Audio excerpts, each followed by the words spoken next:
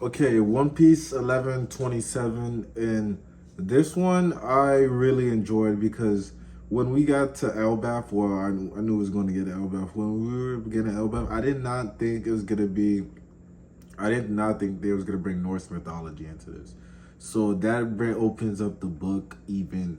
That opens up One Piece for even bigger, and it's crazy because now used to always talk about gods and stuff, and they always talk about the sun god. Even here, they talk about the sun god.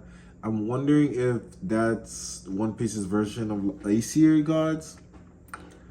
And usually, if you know the story of the Yggdrasil, um, Ymir, the first giant, he was the giant. Giants literally, since he was the first creation of everything, everyone comes from giants. So that's why I expected giants to rule Elbath. And I think this is a story if Odin never fucked anything up, because Odin does end up killing Ymir, and that's why pretty much he runs Norse mythology or the Norse realm, the Yggdrasil, pretty much. Well, in this, I don't think since Odin's not existing, they're not really.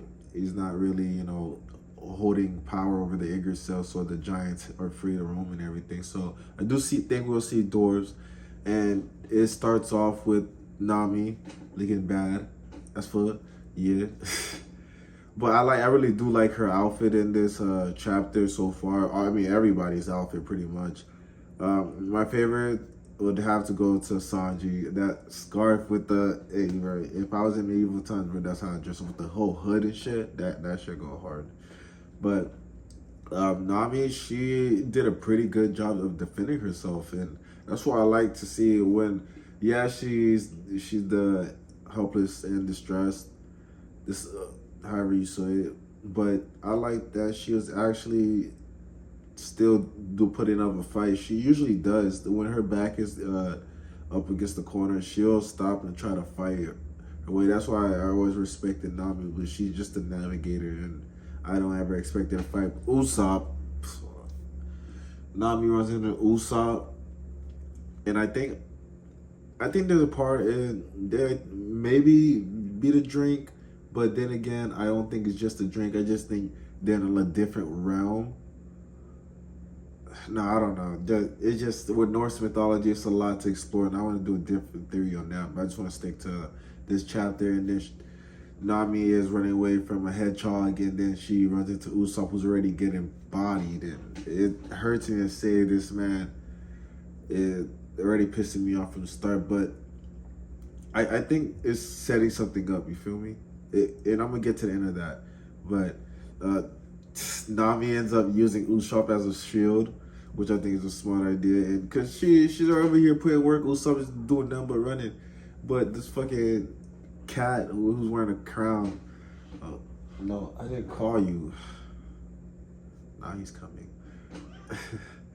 But the cat that's wearing a crown, he then gets agitated and starts chasing both of them, and manages to hit Usopp and knock him to the ground, in which Nami was going to use him as a shield, which she still rightly does.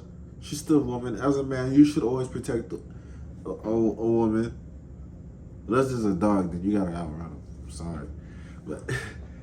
But honestly, she did the right thing. But Zoro, Sanji, and Luffy came and pretty much stole the show, and Usopp was just left in the dust. And one thing I want to say about it,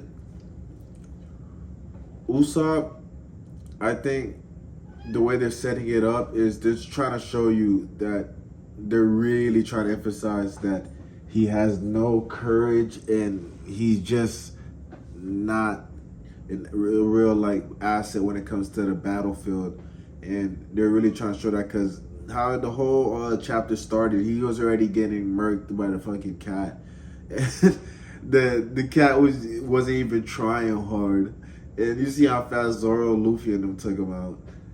I think they kind of went overboard, but I just think they just do that shit just to. I don't think that you really say that's overboard. When I see Luffy in Gear 4th, I always think it's overboard because the way he used it for Doflamingo, but it's so far, so we're so far past that part that Gear 4th is just really another transformation that you just want to get it over with quick. And I don't blame them. That would be the same way, bro. Y'all always, bro, what the fuck? Most of these guys with their devil fruit that they have the completely control over it, they don't really care. They're always using their strongest attacks and powers. They want to get the shit over with. Unless your kids rule, you're high on weed and you don't really give a fuck about the fight. But with Usopp, I really just think they're trying to make him a big ass bitch from the start, and then they show you how much he progresses. But like, hold on, we already know how Usopp is. He's already bitching, bro. I just don't like to see that because he's the sniper of the crew, and why the sniper should never be one of the weakest members of the crew.